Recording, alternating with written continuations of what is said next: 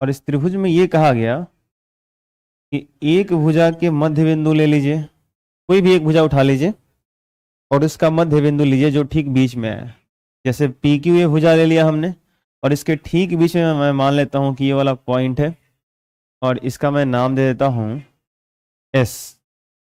ठीक है, अब कह रहा है कि एक भुजा के मध्य बिंदु से दूसरे भुजा के समांतर, तो एक भुजा का तो मध्य बिंदु हो गया, अब दूसरी भुजा क्यू आर के समानांतर यहां से एक रेखा खींच लेते हैं।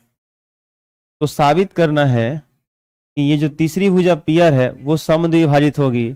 मतलब अगर ये आ करके यहाँ पे पी आर को मान लीजिए कि पॉइंट टी पर काटता है, तो हमको साबित करना है कि जितना पी टी होगा उतना ही टी आर होगा। आई बात समझ? अच्छा, किसकी सहायता लेनी है, किसके हेल्प से ये साबित करने हैं हमें? तो हमें सहायता लेनी है प्रमेय 6.1। अच्छा सर, प्रमेय 6.1 किसको कहते हैं? ध्यान रखिएगा, प्रमेय 6.1 का मतलब है हेल्स प्रमेय। हेल्स प्रमेय, ध्यान रखिएगा, थेल्स प्रमेय को ही 6.1 वाला प्रमेय कहते हैं हम लोग। वही प्रमेय जो थेल्स प्रमेय हमने पढ़ा था उसी को थेल्स प्रमेय कहते हैं।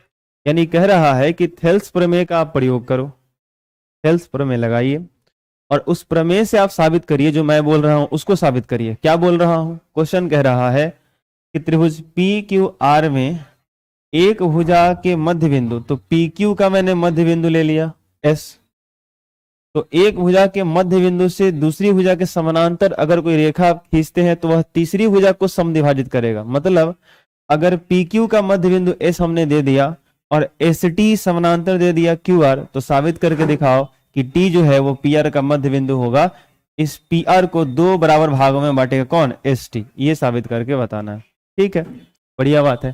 चलिए, तो मैं लिखता हूं त्रिभुज पी क्यू आर में एस टी समानांतर क्यू आर दिया गया है। अभी तो बोला प्रश्न, प्रश्न ही तो बोल रहा है। एस टी जो है, कहा जा रहा है कि जो एस टी है वो आप एक इसे दूसरी भुजा क्यू आर के समानांतर आप खींच रहे हो, तो एस टी क्यू आर के तो समानांतर हमें दे ही दिया गया। अगर ये समानांतर दे दिया गया, अगर ये समानांतर दे दिया गया तो क्या हम थेल्स प्रमेय लगा सकते हैं? बिल्कुल लगा सकते हैं। थेल्स प्रमेय उसी के लिए तो है, क्या कहता है कि त्रिभुज में एक भुजा के समांतर अगर कोई रेखा है तो अन्य दो भुजाओं को समान अनुपात में विभाजित करती है। तो आप लिखना कि इसलिए थेल्स प्रमेय से, थेल्स प्रमेय से क्या लिखोगे आप?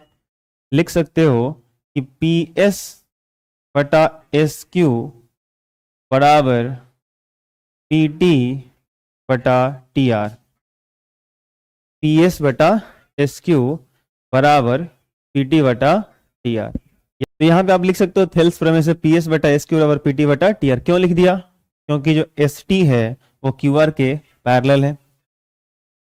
त्रिभुज में एक भुजा के समानांतर अगर कोई रेखा होता है तो अन्य दो भुजाओं को समान अनुपात में विभाजित करती है कौन? ये रेखा जो समानांतर आपने खींचा है।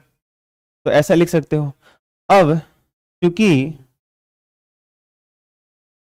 एस, क्योंकि एस भुजा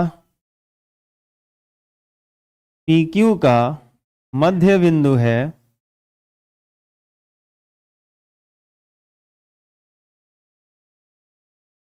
ये तो प्रश्न में कहा गया था ना कि एस जो है वो पी क्यू का मध्य बिंदु है, क्वेश्चन दे रहा है हमें।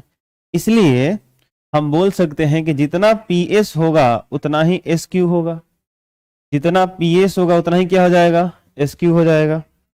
तो अब एक काम कर लीजिए, इसको मान लो समीकरण 1, समीकरण 1 से ये जो पी एस है उसको रहने दीजिए और जहां एस क्यू है वहां भी आप पी एस लिख लो। क्यों? क्योंकि पी एस बराबर एस क्यू, तो जहां एस क्यू वहां पी एस तो लिख ही सकते हैं। अब बराबर इधर कितना था? पी टी और बटा क्या? T R.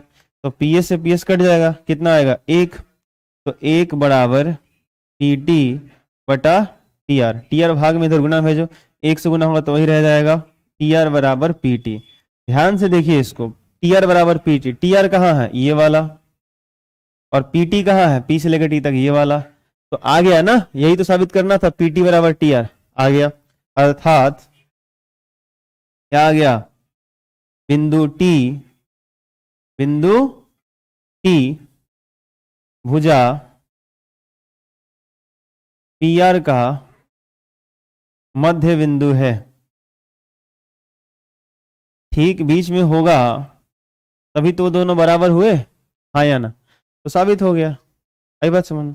चाहे आप इसको एक लाइन इसमें और लिख सकते हो कि अतः हम कह सकते हैं कि जो है त्रिभुज में एक भुजा के मध्य बिंदु से दूसरी भुजा के समानांतर अगर कोई रेखा खींचेंगे तो वह तीसरी भुजा को समद्विभाजित करती है, दो बराबर भागों में बांटती है।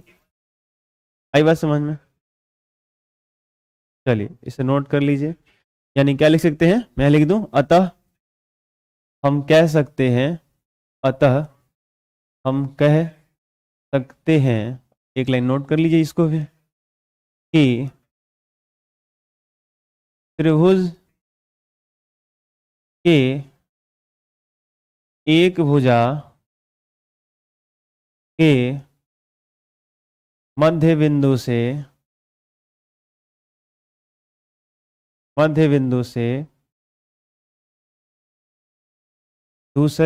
दूसरी भुजा के समांतर, मैं यहाँ अब कहाँ लिख दूं, यहाँ पे जगह है, थोड़ा सा लिख देता हूं, दूसरी भुजा के समांतर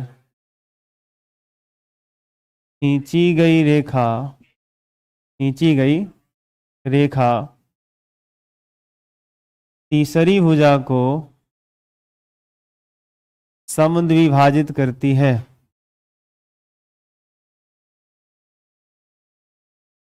हो गया। बहुत ही खूबसूरती से इस प्रश्न को हम लोगों ने सॉल्व कर दिया।